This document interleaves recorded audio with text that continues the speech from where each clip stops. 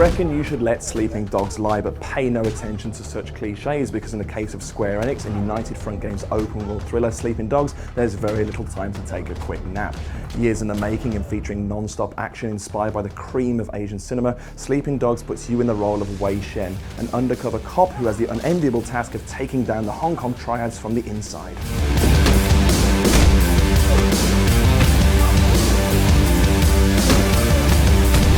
I'm here at Square Enix's London HQ, where some lucky members of their community have been invited to get some hands-on time with the game before anyone else.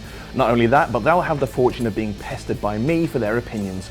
Before interrupting their valuable game time, however, I caught up with Al Cornish from Square to see how the game's shaping up.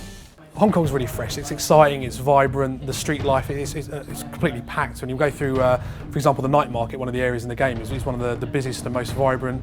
There's hawkers shouting at you, trying to sell you everything, knock-off goods, clothes, DVDs, whatever. There's people selling food.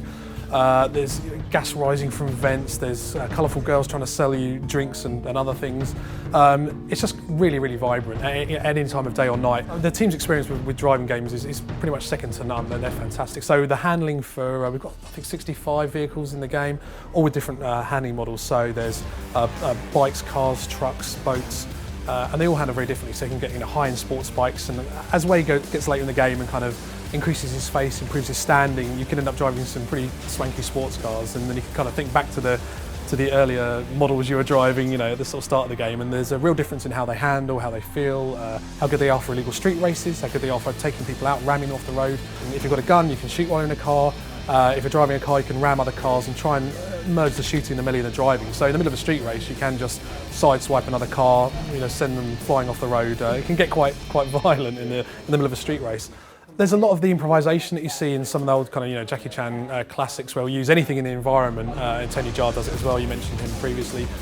Not just in terms of how you can kind of get away from opponents or outmaneuver them, but also just how you can hurt people. So Wei's very capable in and of himself. He can break limbs, kick people on the ground, tackle them, kind of do almost MMA style spear tackles and break their jaws, but he can also use the environment. You can throw people's heads into fans, use table saws, burn people's faces on stoves, use almost anything. And as well as objects that you've kind of specifically tagged up with special kind of kill animations around them, you can also sprint and just throw enemies at any time under ragdoll, and you can smash them into the corners of walls, throw them into oncoming traffic, pitch them over the edges of railings to fall to their deaths. There's so many different ways of expressing yourself in combat. So one of the things we've tried to do is keep everything flowing together, so you never have to kind of go into a shooting mode or a melee mode, by sort of swapping out special equipment or pressing a sort of mode toggle button or anything like that. So a really good example is how you go how you can go from melee to shooting. Is if you've got a guy staying behind cover blasting you, you can just charge at him empty-handed, vault the cover, kick him in the face, and disarm him in one smooth move. Now you've got his gun. With that gun, obviously, you can take cover, you can blind fire from cover, aim fire from cover, you can vault over cover and go into a kind of slow-mo mode and get some really nice, slick action headshots. But you can also, if someone comes up behind you, can turn around, pistol whip them, kick them. There are combos even while you've got weapons in your hands. So there's no break in the flow. It all flows together. Again, if you've run out of ammunition for that gun, toss it and vault over the next piece of cover. Smash the guy in the face with the empty rifle. Pick something else up. So community days like this are great to experience. Real people playing the game, see how they got on with it, what they love. See what really tickles them. Is it the story? Is it the combat? Is it the which aspect of it? The free running.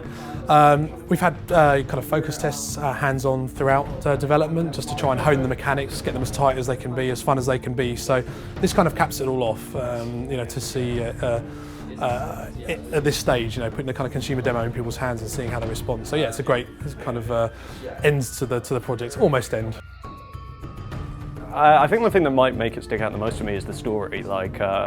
I think it's very rare that there's been a lot of attempts to kind of do the true crime story, but I think they might have kind of the winning formula. I really like the combat system. It's not like a traditional shooter as you'd expect from an open world game. They kind of tend to be together, but it's a free flow system similar to the Batman series. So yeah, and lots of contextual moves against environments. It offers a lot of different kinds of combat and driving and things, and it's got a really great world that it builds up. It's really colourful, which is cool, and it's just, yeah, it's got a real edge to it, which is really impressive, and that's what you want from a game. I think mostly the combat seems to have stuck out most. It's quite free-flowing like Arkham City, but it's got these quite visceral finishing moves which kind of provide a nice closure to the fighting. I'd like to have been a chance to have play with the driving and maybe the shooting mechanic to get a better idea of overall, but so far, looking good. I try to go to as many of these sort of events as possible, which is why I'm always paying attention to like all the publishers' Facebook feeds. Yeah, no, it's a great opportunity to like get the game, like get your hands on the game a bit early and sort of talk to the developers and kind of get a feeling that like you're seeing some of the magic happen at the time. Like things are still a bit of a state of flux, and yeah, it's just really nice to go to an event where you know you can talk to someone and have a really interesting conversation about the game you just played. Well, I actually found out about it through Twitter. Square Enix saying we've got an event, would you like to come, fill out this form and we'll see if we let you in. I was lucky enough to get the message saying yes. There's plenty more coming for the community. Can't go into too many specifics now, but the best way to keep in touch and see what's coming down the pipe is to like us on Facebook, follow us on Twitter, or go to sleepingdogs.net for more information, and then you won't miss out on anything that's coming.